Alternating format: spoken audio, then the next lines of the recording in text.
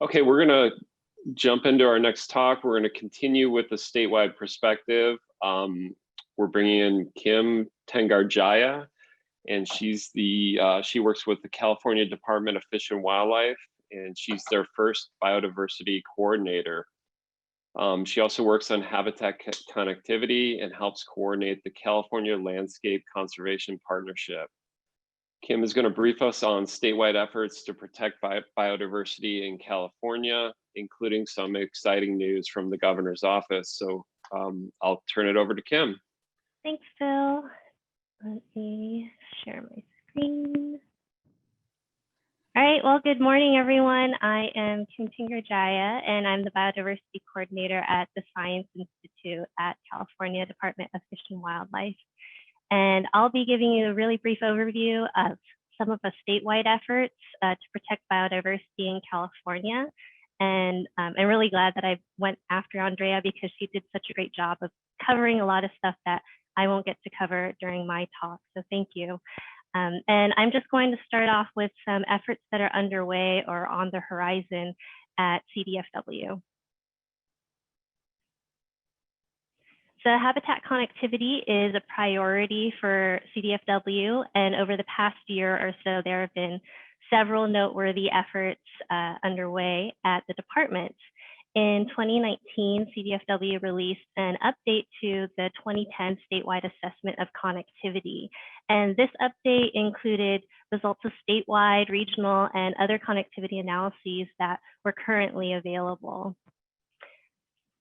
Last year, the department and Caltrans collaborated on a connectivity symposium in Northeastern California, which brought together staff from both agencies as well as stakeholders and experts to share data and knowledge on connectivity in that area. And that symposium is part of an effort that CDFW and Caltrans are working on to integrate habitat connectivity conservation with transportation and infrastructure planning. And lastly, earlier this year, CDFW released this Wildlife Barriers Report, which is the first report to identify priority barriers to connectivity within each CDFW region. And here I've inserted a map of barriers identified in Region 3, which I thought might be of interest to today's audience. And this report was compiled based on information that we gathered from the regional offices, but we're working on defining a process for this report to be regularly updated in the future. So the Regional Conservation Investment Strategies, or RCIS program, started in 2017, and it essentially encourages a voluntary, non-regulatory regional planning process, which includes an advanced mitigation tool. And this program uses a science-based approach to identify conservation and enhancement opportunities that may contribute to species recovery and adaptation to climate change. So far, Santa Clara County has the only completed and CDFW approved RCIS, but as you can see on this map, there are 5 other RCIS submittals that are currently being reviewed by the department. The cannabis program at CDFW has developed a California environmental monitoring and assessment framework. And this framework aims to assess whether cannabis cultivation is having a significant adverse impact on the environment. And the monitoring will be a long-term statewide effort, and it will include collecting biodiversity-related data. So a pilot of this framework is currently underway. Kind of had a lag because of COVID, but it's underway. And additionally, there's a separate effort at CDFW to install climate sensors on several CDFW properties across the state. And the plan is to deploy these climate sensors alongside the equipment that's being installed as part of the monitoring and assessment framework so that we can integrate the climate data with the ecological data from these sites. And then this monitoring data can be used to inform adaptive management at these sites. So if you're not familiar with state wildlife action plans, these are planning documents for wildlife conservation that each state develops and submits to the U.S. Fish and Wildlife Service. And these documents must be updated every 10 years and are required for states to receive federal funding through the State Wildlife Grants Program. So as you can see on this slide, 2005 was the year that our first State Wildlife Action Plan was developed, and then it was updated in 2015. So CDFW will be starting to plan for the 2025 update to the State Wildlife Action Plan soon. And there's an interest in really having this next update focus on doing a deeper dive into recommended conservation actions within each of the individual ecoregions. So I personally think that public engagement and awareness are really key to advancing our efforts to protect biodiversity in the state. So of course, I have to highlight California Biodiversity Day, which is September 7th each year. And this day is really meant to be an annual event to celebrate the state's exceptional biodiversity and encourage actions to protect it. And I have to give a shout out to One Tam for hosting events for both of the California Biodiversity Days that we've celebrated so far. And in fact, the bottom two pictures are from last year's One Tam event. So this slide has just a summary of the numbers for this past California Biodiversity Day. And pretty much all of the events were virtual this year, but I really appreciated that we had many new partners join to host events and activities. And I'm hoping that California Biodiversity Day continues to grow so that more folks, more of the public can learn about our state's biodiversity.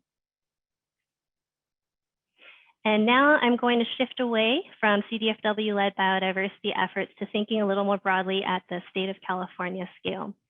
So as Andrea mentioned, and as many of you know, a couple of weeks ago, Governor Newsom issued Executive Order N 8220. And there are a number of items in that executive order, but I'm just going to touch on a couple of them.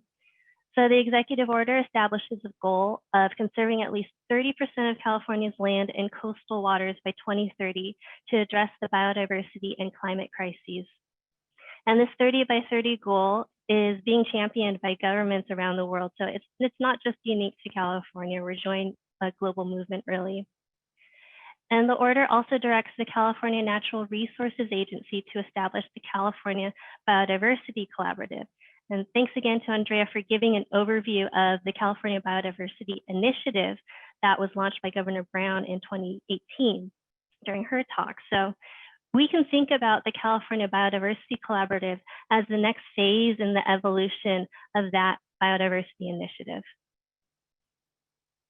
So the California Biodiversity Collaborative is going to engage and bring together a diverse array of stakeholders to protect and restore California's biodiversity and assist in establishing this path toward 30 by 30.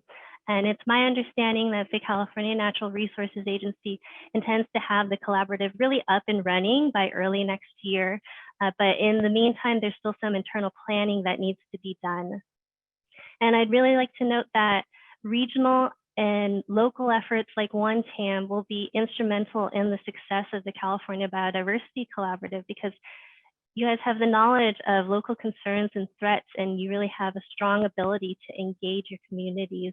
You're also way more nimble than we are at the state level, so you can get things done very quickly. So we'll definitely be relying a lot on regional and local efforts for the success of the collaborative.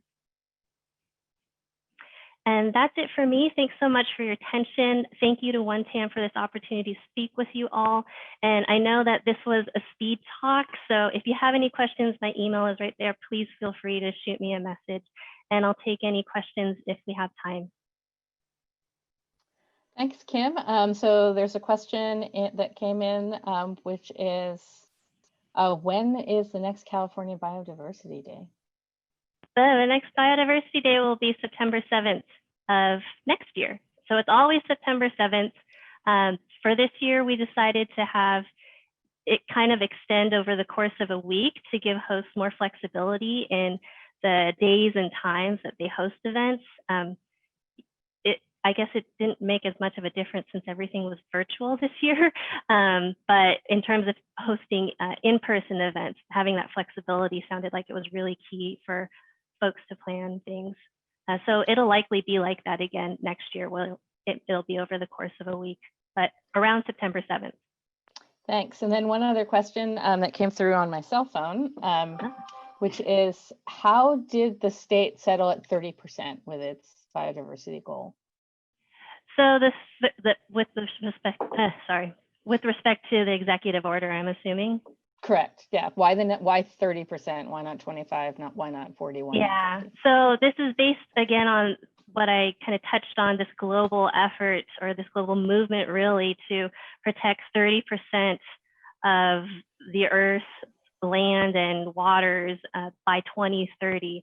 So it's not necessarily a number that the state arrived at on its own. This is leaning on science that's gone into this more international movement that's underway. Great, thank you so much. And questions are coming into the chat now, so unfortunately we're not going to have time to answer Email them. me. Okay. Thank you. Thank you. Okay, great. Thanks so much, Kim.